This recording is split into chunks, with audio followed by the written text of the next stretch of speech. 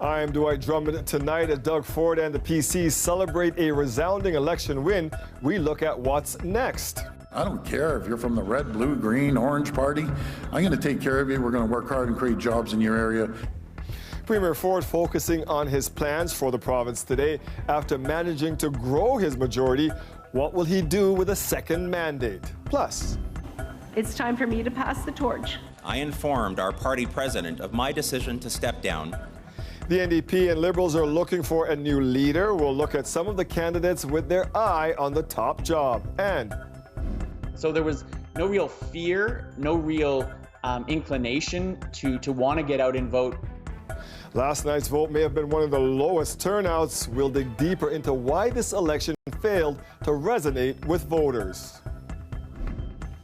The newly elected Premier of Ontario says what the province needs now is unity. We are hearing from Doug Ford the day after the PC's cruise to a second majority government. Ford says he will take his time choosing a new cabinet, but he did drop some hints on what he thinks the next few years will look like. Lisa Shing has the details. It was a decisive win for Premier Doug Ford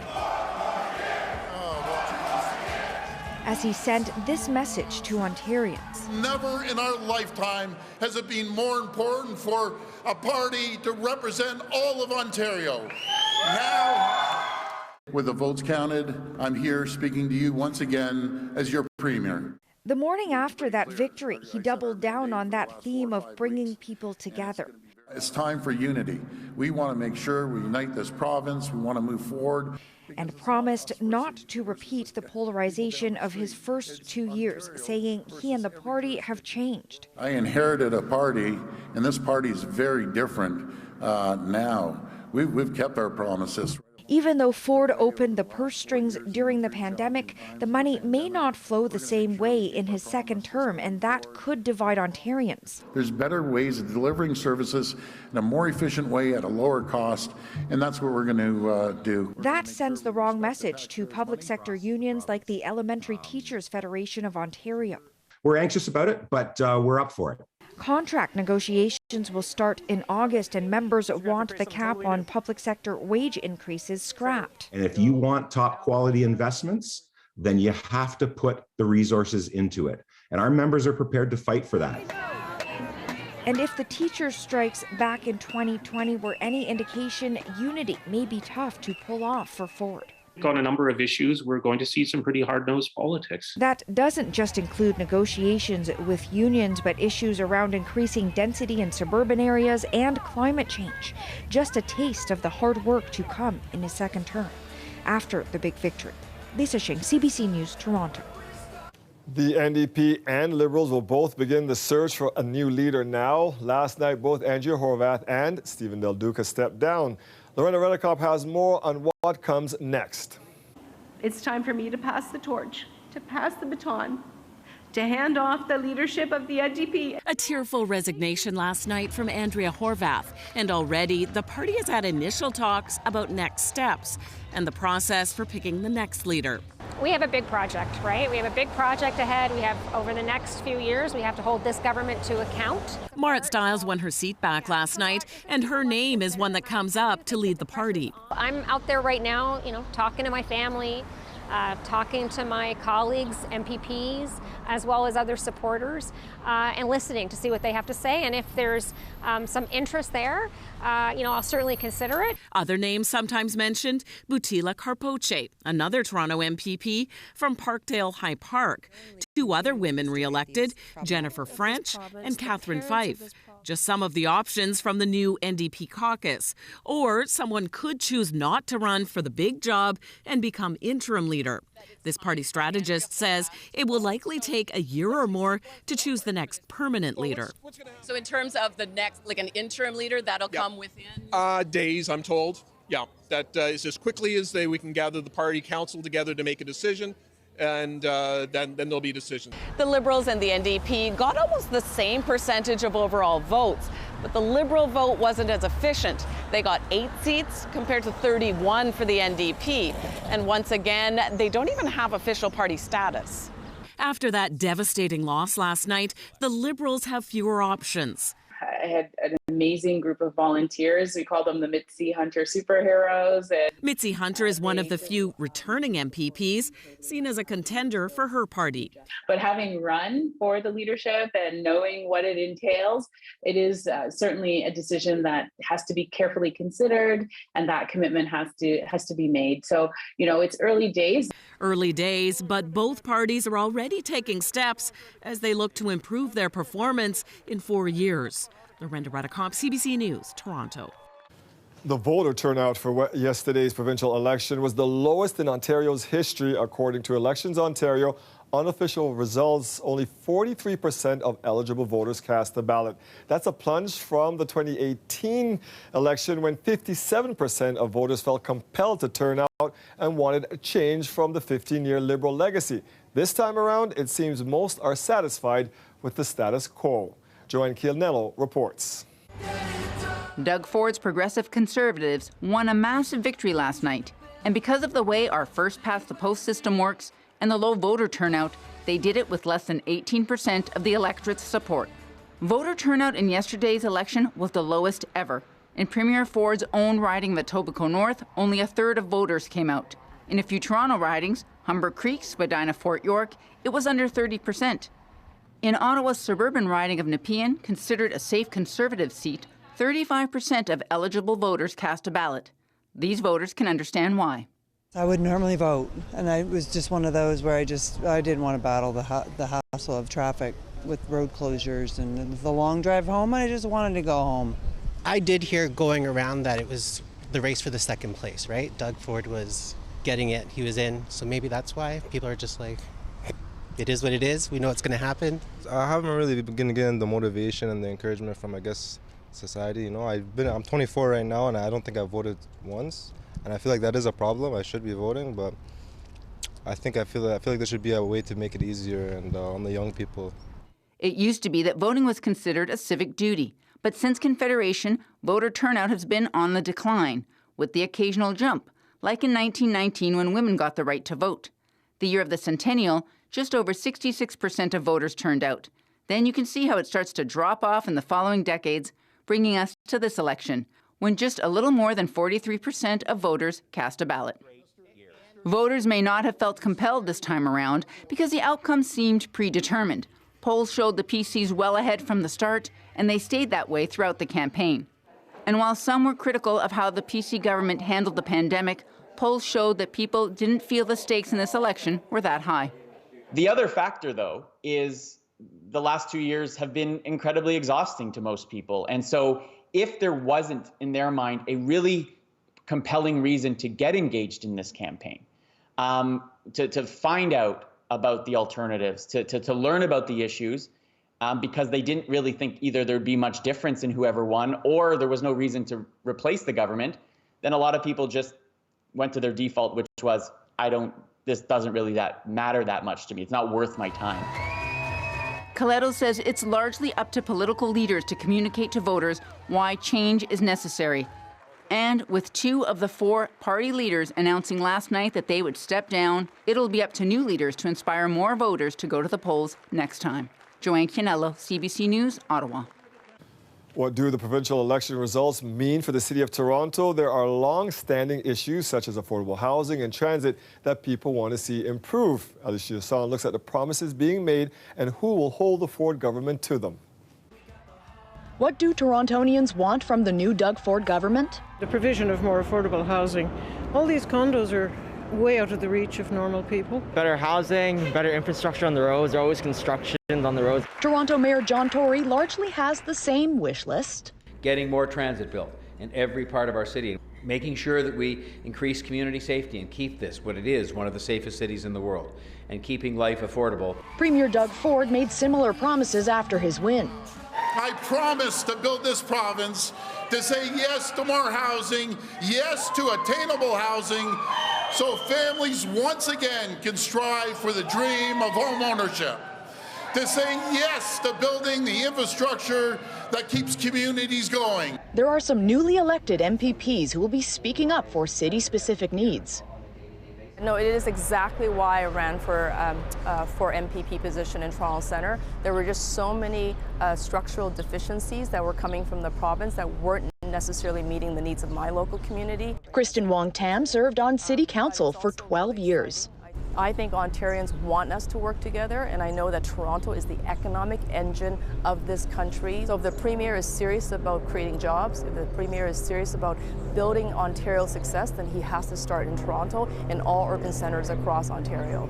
Mary Margaret McMahon worked with Doug Ford as a councillor when Rob Ford was mayor. She too will be advocating for the city's needs in a different arena, Queen's Park. Well, it's going to be a learning experience like City Hall, but I'm up for the challenge. The challenge of making change when a lot remains the same. Well, I got back into this because of the climate emergency, but what I'm hearing at the door is affordability and people struggling. Ali Chiasson, CBC News, Toronto. Our reporters were on the ground in different ridings last night awaiting election results. We asked residents in Humber River, Black Creek, who we've been talking to throughout this election, for their reaction to the election results and what's the one thing they want from the next government. After living in the last 4 years of this government and seeing some of the mistakes, some of the cuts to education, some of the cuts that specifically impacted marginalized communities, to see that there is this much of a majority right now and this much free reign for those same cuts to be made, for those same bad decisions to be made with those same individuals, it's disappointing, genuinely. For us, I think in the community, it's struggle as usual. A lot of what we have to do is struggle and resist to kind of make sure that we get on the political agenda and then have the resources we need to take care of each other. So nothing really much changes. The context is the same, and then we keep fighting. My message to the government is actually listening to our communities and making sure that you're going to be upholding what you say that you want to do and making Ontario great. Because if that's the case, you need to actually make sure that the people that are in Gin and Finch, inside of the Humber Black River community is actually going to be heard and taken care of. For more analysis of the Ontario election results, you can head over to our website, cbc.ca/Toronto. There we break down how each of the political leaders fared in this election and what could lie in the future for the province's major parties.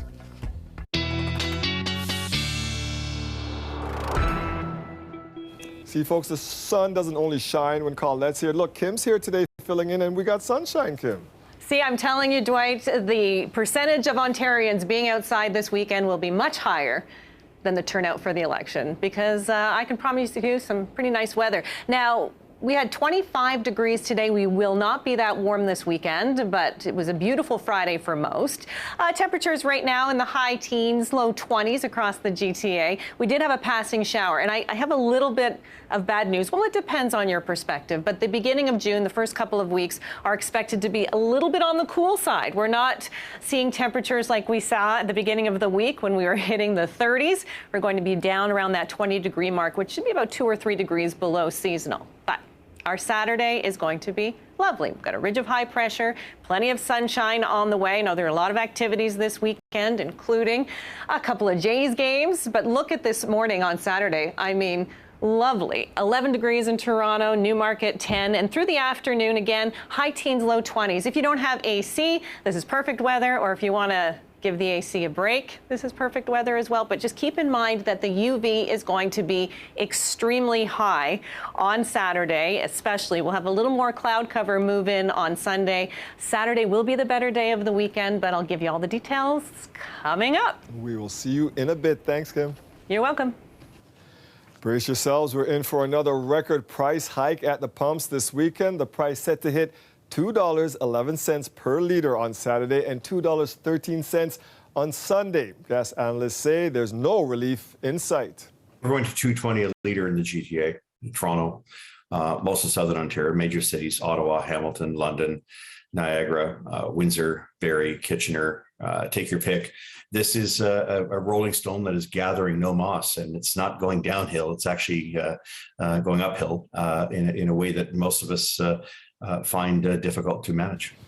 Gas prices have been rising steadily for months due to supply shortages, and McTighe says summertime demand is making things even worse as people spend more time traveling. It is going to be a busy weekend here in Toronto. Festivals and events are set to shut down several roads and highways, and it starts tonight at the Due West Fest. That's where Nellie Kalata is live for us right now. What can people expect this weekend, Nellie? Oh, Dwight, they can expect a whole lot of fun. Just check out behind me here. Lots of people, vendors, dogs, even someone on stilts just a minute ago walking by. Lots of excitement here on Dundas West. But also for commuters in the city this weekend, ooh, that is going to be a bit of a headache because this street is just one of several that will be closed to vehicle traffic. With over 300 businesses and vendors, this year's Due West Fest may just be the biggest ever. It brings so many people to the neighborhood who would not be visiting otherwise, but the benefits are not just over these 3 days. People come, they fall in love with the neighborhood, and then they come back throughout the year. Tens of thousands of people are expected to attend. International artists will grace the stages with an emphasis this year on fun for families. It's beautiful to see these festivals again. Like, Toronto's really needed that positive energy. It's one of the most fun festivals. It's always the one that kicks off festival season, I think, in Toronto. In the last 2 years, maybe not, but we're back, and it's gonna be a lot of fun. I'm excited to see more people come out and, have fun and enjoy. It's just part of a series of road closures in Toronto this weekend.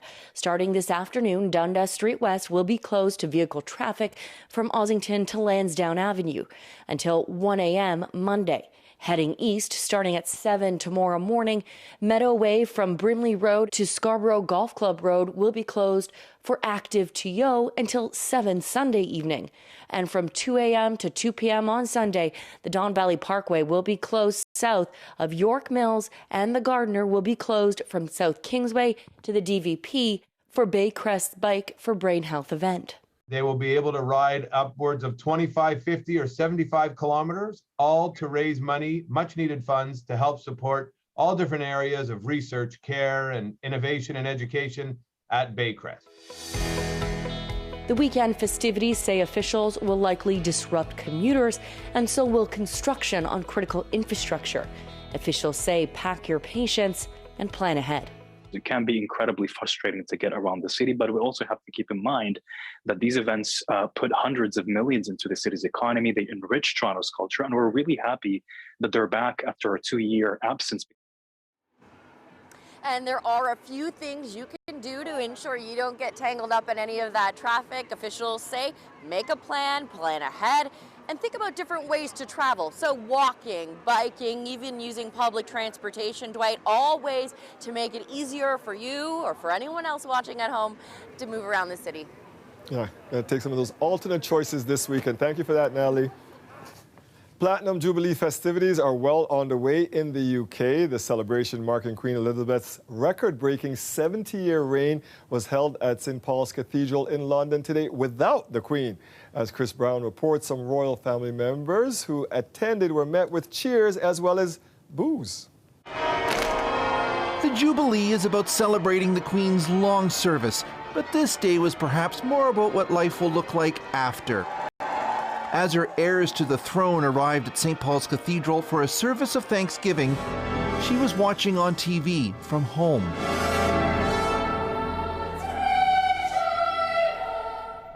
The Archbishop of York nodded to the Queen's love of horses in his sermon. We are sorry that you're not here with us this morning, but we are so glad that you are still in the saddle.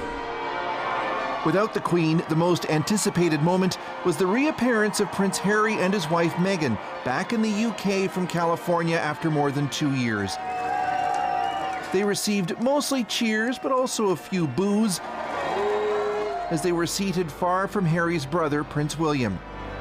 Harry and Meghan have made allegations of neglect and racism, which this royal commentator says have hurt Harry's reputation. People now have a very negative view of both of them. 10 years ago, Harry was easily the most popular person after the Queen, but I'm afraid that goodwill has been evaporating with all the attacks on the monarchy. On the streets, though, we found revelers sporting Meghan and Harry masks, and others who were more forgiving. I don't think there's anything wrong with Harry and Meghan, to be honest. They want to live their life privately, and we just have to give them the opportunity. He's a grandson, he should be here. She is a grandson's wife. Definitely she should be here. Inspired by her dedication. Inside St. Paul's, speakers heap praise on the Queen for her devotion to her country and the Commonwealth. Canada's High Commissioner, who attended the service, said any of her personal appearances will now take on added significance. We're into a conversion period. That's obvious. For the first time, Prince Charles delivered the most recent speech from the throne. That indicates change is in the wind. The Queen also cancelled Saturday's public appearance, but the thank yous and goodbyes will continue with gala performances and parties over the weekend. Chris Brown, CBC News, London. A first of its kind event is taking place this weekend. It's called Indigenous Grooves. It comes just at the start of National Indigenous History Month, and it's being organized by Fab Collab. Our Toronto host, Shannon Martin, had a chance to meet with the co-curators for a preview. Indigenous drip from my braids to my toes. If you know, you know. If you know, you know. All women, all Indigenous, and all electronic music. This is Indigenous Grooves, believed to be the first of its kind, and it's all thanks to Fab Collab. Yeah, during an Indigenous rave. Yes, so is a first of its kind in Canada, safe to say? To my knowledge, if there's another one, please let me know. We can co-promote, and I want to go to it. But yeah, I think it's the first one. So it's women and non-binary artists. We have singers, electronic artists, DJs, dancers, fashion designers, models, like artisans, you name it, all Indigenous. And it's at Lee's Palace, which is just, I mean, I grew up on that corner, so it's very iconic for me. Yes. Yeah. And it's kicking off Indigenous History Month as well. So it's June 4th, right at the beginning of the month. I mean, you know, it's always Indigenous History Month, year, life. But definitely this is a time to focus on it and draw attention and awareness to all the different cultures that exist here where we live, you know, and that have existed here for thousands and thousands and thousands of years, and like, what do they look like today in an Indigenous, like, urban setting? You know, what is that? And so Black, Indigenous, people of color, women identifying, non-binary artists, those are the people that, you know, everybody needs it, but really, like, let's elevate and give a platform to those voices. In the last 2 years, Fab Collab has done just that. Indigenous Grooves at Lee's Palace is just the latest, and we got a special preview. You're going to see some of my beadwork and my designs are from Plains. I'm Plains Cree. And then you're also going to see like colors and just everyone's personal identity of who they are, their nations, or just in their colors in general, but definitely a lot of storytelling through our dances. The Public Health Agency says there are 77 confirmed cases of monkeypox in Canada. The country's top doctor says there's not enough information right now about how the disease behaves in non-endemic countries. There's not enough clarified data points to do any, significant modeling, but our modelers are tracking all the parameters and they're ready to do more. But I think it's just some of the variables are not well characterized. At the moment, the most important thing is to get the epidemiology from the local public health.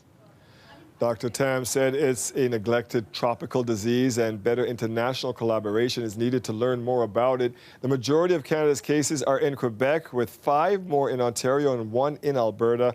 Globally, 550 cases of the disease have been identified in at least 30 countries. The monkeypox virus is spread by direct contact with an infected person. The federal government continues to require people traveling into Canada to use the ArriveCan app, but there are growing calls to abandon it. As COVID travel restrictions are relaxed around the world, critics say the app is creating hassles for travelers and hurting tourism. Sophia Harris has more. This is his responsibility. Evelyn Herskovitz and Ron Damon are stuck in quarantine. They're fully vaccinated and don't have COVID-19. But when they drove back to Canada in late May, following a day trip to the U.S., they said they were ordered to quarantine for 2 weeks because they didn't fill out the ArriveCan app. We weren't aware that we needed this for land border crossings. And they're not happy about the consequences. Very upset. Angry. Angry, yes. I mean, people don't even have to quarantine for 14 days now when they have COVID. So, I mean, it doesn't make any sense. Use ArriveCan. Filling out the ArriveCan app is one of the last remaining travel restrictions for vaccinated travelers, and they could even face a $5,000 fine if they don't complete it. But for some, that's so difficult, a new service has sprung up. This parcel pickup store in Calais, Maine, near the New Brunswick border, helps people fill out the app for $5 to cover costs. Customs called us and asked if we would be willing to provide this as a service for Canadian citizens because they were having to turn around a lot of elderly people that were coming across because they don't have the technology and stuff to do the Arrive Canada app. It's a user-friendly digital tool. That's one of the reasons some politicians say it's time to axe the app. Let's get rid of it. The mayor of Niagara Falls says the app is deterring many Americans from visiting. American travelers are a lot like water. They take the path of least resistance, and they'd rather just bypass Canada because it's too complicated. Ottawa says the app stays in place for now as a precautionary measure, and border officers provide assistance when they can. That will now include letting vaccinated Canadian land travelers off with a warning the first time they neglect to fill out the app. Sophia Harris, CBC News, Toronto. Toronto's Regional Real Estate Board says the GTA housing market is becoming more balanced. Home sales in May dropped 39% from a year earlier, while prices rose almost 10%. There were over 7,000 homes sold last month, down from almost 12,000 in May of last year and close to 8,000 this past April. The Ontario Board attributed the drop in sales to higher borrowing costs because of interest rate hikes. The EQAO test that standardizes reading, math, and writing for grades 3, 6, and 9 and 10 students is back after a 2-year hiatus due to COVID-19 lockdowns. New this year, testing moved to an all-digital online format, which was interrupted yesterday by technical issues. Some students reported significant system lags. Others said they have completed entire sections only to find the answers didn't save. The Elementary Teachers Federation of Ontario previously called for the testing to be paused this year due to concerns about deficiencies in the preparation of the new digital format. Toronto Lifeguards are returning to the city's beaches this weekend. Lifeguards will supervise designated swim areas 7 days a week from 10:30 a.m. to 7:30 p.m. at beaches across the city. The city is reminding residents to only swim in designated areas which are marked by red and yellow flags. So, Kim, will the weather cooperate if I want to take a dip? Yes, it will. For the most part. When are you going? Are you going tomorrow? Because you're going to be just fine. The water may be a little chilly, but the weather will be quite lovely. Don't forget the sunscreen, Dwight, because it's going to be very bright and sunny, and the UV is going to be high. So normal daytime highs around 22.1 this time of year. We're expecting a high of 20. So we're just a titch cooler than average. We're going to have a westerly wind. But look at this. The sun rising at 5:37 and setting at 8:54 later and later. If you're going to the Rogers Centre for the game, it should start at 20 degrees and end at 20 degrees, depending on how long the game is. It's going to be comfortable weather, and we're not expecting any kind of rain. So you should be having that roof open. Should be perfect. Here we go. So a nice day on Saturday, clear skies, ridge of high pressure in place. But on Sunday, the clouds are starting to gradually creep in. We've got a really weak boundary that's setting up, and that's expected to bring some showers moving from southwest to east. So most of the day should be rain-free. But there's our Saturday afternoon, really quite lovely across much of southern Ontario. But we're looking at temperatures that are just a little bit below seasonal. And there we go for Sunday. So we can see those showers starting to creep in. Guelph, Kitchener, Waterloo area first, and then perhaps later in the day we might get a passing shower. But it's really overnight when the rain really gets going, and then Monday is going to be a bit of a soggy day. I mean, if I were to choose, I'd say I want my sun on Saturday and my rain on Monday, and that's exactly what we're getting. So it's good for the lawns, good for the gardens. But when it comes to hours of sunlight for the next 7 days or so, we can see that Saturday is certainly winning. Gets a lot less in the long-range forecast, only 2 hours of sunlight if we get that on Monday. And here's your 7-day forecast. So 22 degrees is what's normal. That's where we're kind of hanging out. Temperature slightly above or slightly below. And really, I don't think a lot of people complaining too much about this unless you really like it warm. Like if you really liked Monday and Tuesday, where temperatures were close to that 30, even 32 degrees, maybe not so much. But for me, I think I'll take the low 20s for the beginning of June. Not so bad. And we do agree with you. Sun on the weekend, rain on Monday for back to work. No problem. Thank you, Kim. You're welcome. Another grim milestone has been reached in the war in Ukraine. It has now been 100 days since the Russian invasion on February 24th. Fighting continues to rage in the country's eastern Donbass region, where there are two self-declared pro-Russian republics. British military observers warn Russia could take one of those breakaway areas within 2 weeks. The entire zone has seen some of the most intense fighting of the war in recent days. In other areas under its control, Moscow is replacing local leaders with pro-Russian officials and has begun introducing the ruble as a second official currency. Ukrainian President Volodymyr Zelensky says enemy forces now control almost 1/5 of the country's territory. Canada is home to 1.4 million people of Ukrainian descent. That's the second biggest population outside of Ukraine after Russia.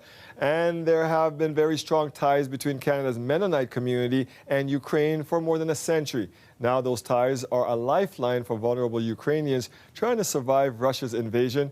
Karen Pauls has their story. Every day, women gather at the Mennonite Family Center at Zaporizhzhia, Ukraine. Galina Petrovna is one of them. We are here as a family, she says. We eat here, we socialize and talk, and we receive support. The center also offers home care and respite, daycare, and educational programs. Oh, hello, Tanya and Sergey. How are you?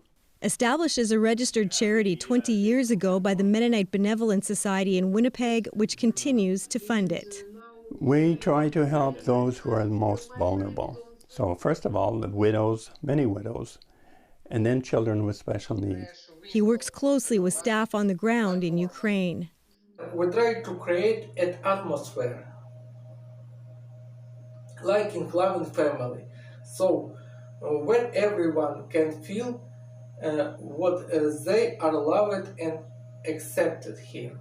Zaporizhzhia is a city in southeastern Ukraine. Many people fleeing the bombardment in Mariupol have sought refuge there. More than half the settlements in the region are occupied by Russian forces. Sirens often howl. We hear explosions. We close the windows of our houses in the evening so no light can be seen, she says. It's scary to think how it was possible to create such a disaster. Mennonites have a long history in Ukraine. This map shows different places where Mennonites lived, and some of these places we hear now in the news of Melitopol, Mariupol, Berdyansk. They were invited to settle in the region in 1788 by Catherine the Great. Between war, the Russian Revolution, famine, and persecution, many migrated to North America, but they've always wanted to help those left behind. Delegations went to Ukraine to see for themselves what was going on, and they administered food aid, soup kitchens, tractors. That aid continues today through groups like the Mennonite Central Committee. Even now, volunteers are preparing emergency packages to send to Ukraine. Back in Zaporizhzhia, Lydia Utkina says the aid is much needed. Life before the war and now is hard for us. The pension is small, she says, and the COVID pandemic meant few people were working. She and the others say they're grateful for the help and this island of peace, and they hope the Mennonites will continue to support them. Karen Pauls, CBC News, Winnipeg. An escaped inmate suspected of killing a family of 5 in Texas is dead after a shootout last night with police. Gonzalo Lopez was spotted driving a truck that was stolen from the murdered family. He crashed after officers disabled the truck with a spike strip. Officers say Lopez had 2 guns, including an AR-15 rifle. Police say the suspect shot at officers, but none was injured. Lopez had been on the run since he escaped from a prison bus on May 12th. He was serving a life sentence for murder, attempted murder, and kidnapping. And just before that deadly encounter, the U.S. president called on Congress to take action to address gun violence. I've been in this fight for a long time. I know how hard it is. But I'll never give up. And if Congress fails, I believe this time a majority of the American people won't give up either. I believe the majority of you will act to turn your outrage into making this issue central to your vote. It's time to act for the children we've lost, the children we can save, for the nation we love. Let's hear the call and the cry. Let's meet the moment. Let us finally do something. Speaking at the White House last night, Joe Biden expressed shock, outrage, and empathy for the victims of recent mass shootings. But on the issue of gun control, no new measures were announced. Instead, Biden repeated calls to restore a ban on the sale of assault-style weapons and high-capacity magazines and calling for laws limiting access to guns for people exhibiting violent tendencies. Today is National Gun Violence Awareness Day in the U.S. It's been observed on the first Friday of June since 2015 and honors the survivors and victims of gun violence. In light of the recent mass shootings in the U.S., the Toronto Raptors want Canadians to mark the day too. Gun violence doesn't stop at the border. Sign the petition. Gun violence is a problem in the United States and in Canada. Sign the petition. Canada needs a Gun Violence Awareness Day. Sign the petition. You can find the petition on change.org. The Raptors say the tragic events in the U.S. have sparked a national conversation about gun violence in this country. And in order to solve the problem, you have to acknowledge the problem exists. Firearm-related homicides in Canada have gone up 37% over the past 11 years. As we head to break, here's a look at where the markets closed today. The TSX closed down by 241 points. The Dow also falling by 348. And the dollar traded higher today at 79.50 cents U.S. Stay with us. We'll be right back. BGC clubs, formerly known as Boys and Girls Clubs, are celebrating BGC Club Day today. It's a day to acknowledge the work the clubs do in communities across Canada, with a particular focus this year on youth mental wellness. Julie Black, Canada's Queen of R&B, and this year's club ambassador, met with children in Scarborough this morning. I was a recipient. I was part of the program growing up as a child in the Jane Finch corridor. And so the initiative that really drew me in is opportunity changes everything. And the kids and the youth and their parents need an opportunity to get, mental health support, food support, peer-to-peer training, mentorship, all the things that really helped me really become Julie Black. I was Julie's camp counselor in a gym just like that at Topcliffe Public School. She has been a national ambassador for BGC clubs for several years now. This is the 5th club day celebrated across the country. And finally tonight, one of the newest members at a zoo in Switzerland poked its head out in public today for the first time. Take a look.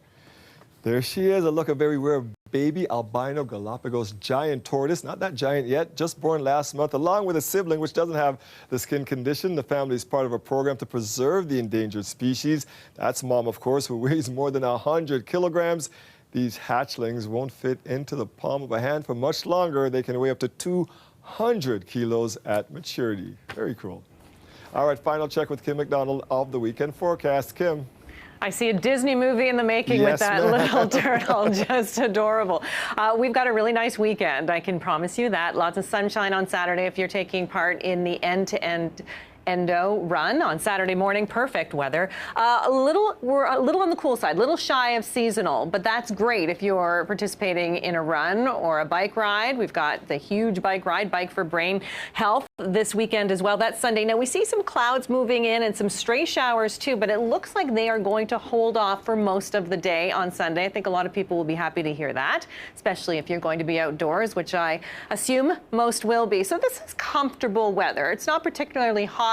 May not be jump in the lake weather, but it's comfortable. And if you're doing any kind of hiking and that kind of thing, this is good.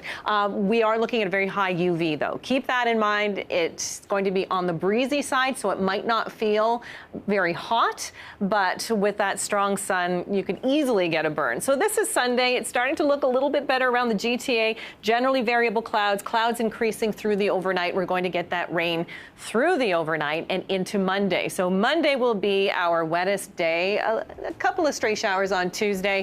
But really a nice, comfortable week ahead. Open the windows, turn off the AC, and enjoy. Have a good weekend, Kim. Thanks for filling in. Thank you, Dwight. That is our show for tonight. Thank you for joining us. We're going to see you back here Monday at 6. You have a good weekend, too. Stay safe out there, everybody.